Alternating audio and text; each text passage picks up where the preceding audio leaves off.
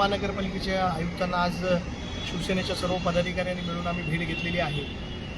विविध विकास कामं जी कळवा, मुंब्रा आणि दिवा या भागामधली होती त्या विषयांसंदर्भात चर्चा केलेली आहे। दिव्यामध्ये एक नवीन पाणीपुरवठा योजना सुरू करण्याच्या संदर्भात आज आयुक्तांशी आम्ही चर्चा केलेली आहे। दिव्यात आपण बघत असाल तर गेल्या अनेक वर्षापासून पाण्याचा प्रश्न अतिशय गंभीर आहे आणि हा प्रश्न सोडवण्यासाठी एक नवीन पाणीपुरवठा योजना, एक WTP प्लांट दिव्यामध्ये करावा।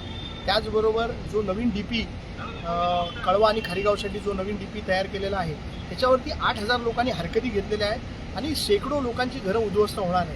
तर हा जो जनसामान्यांची घरं उद्ध्वस्त करणारा DP आहे याच्यावरती पुनर्विचार करावा। 45 मीटर ऐवजी 30 मीटरचे जे पूर्वीचं होतं त्याचप्रमाणे DP रस्ता राहावा, त्याच्यामध्ये कुठलीही वाढ करण्यात येऊ नये आणि काही विशिष्ट बिल्डर लोकांच्या फायद्यासाठी हा DP करण्यात येऊ नये अशी विनंती आम्ही आयुक्तांना केलेली आहे। त्याचबरोबर दिव्यात होत असलेली अनधिकृत बांधकामं यांच्यावरती कडक कारवाई आयुक्तांच्या मार्फत करण्यात यावी।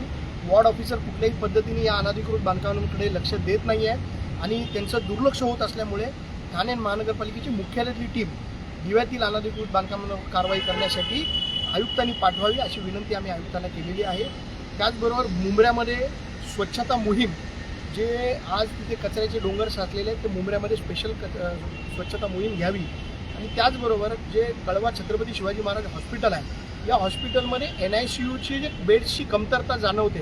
रोज 40 महिलांची प्रसूती तिथे होत असते, परंतु तिथे बेडची जी लागणारी संख्या आहे, जी NICUमध्ये बच्चूंना लागणारी जी संख्या आहे ती 17च आहे।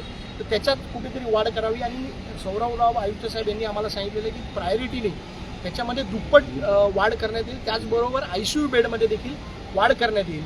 तर ह्या सगळ्या विषयांवर आज आयुक्तांशी चर्चा झालेली आहे। आयुक्तांनी सकारात्मक भूमिका याच्यात घेतलेली आहे। त्याचबरोबर दिव्यात सुरू असलेली अनधिकृत डम्पिंग ही देखील तातडीने बंद करण्यात येईल असं आश्वासन आयुक्तांनी आम्हाला दिलं आहे। प्रामुख्याने DP प्लान जो आहे तो लादलाच गेला आहे नागरिकांवरती असं वाटतं मला। DP प्लान, DP मधले रस्ते करण्यासाठी महापालिकेकडे तेवढं पुनर्वसन करण्यासाठी तेवढं निधी आहे का असं देखील आम्ही सौरभराव साहेबांना विचारलेलं आहे। तर त्यांनी सांगितलं फिजिबिलिटी आम्ही तपासू आणि त्यानंतरच या DPवर निर्णय घेऊ असं त्यांनी आश्वासन आम्हाला दिलं आहे। कुठे कुठे DP प्लान हा लोकप्रतिनिधी किंवा नागरिकांना घेऊन करायचा असतो, हा डायरेक्ट यांनी केलेला आहे। हा जो DP प्लान आहे हा बिल्डरांना घेऊन केलेला DP प्लान आहे।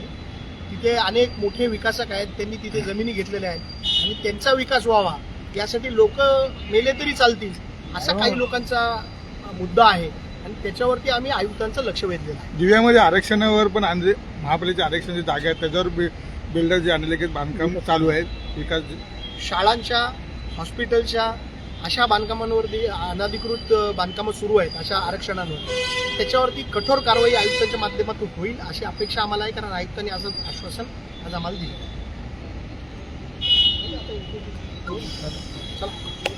चला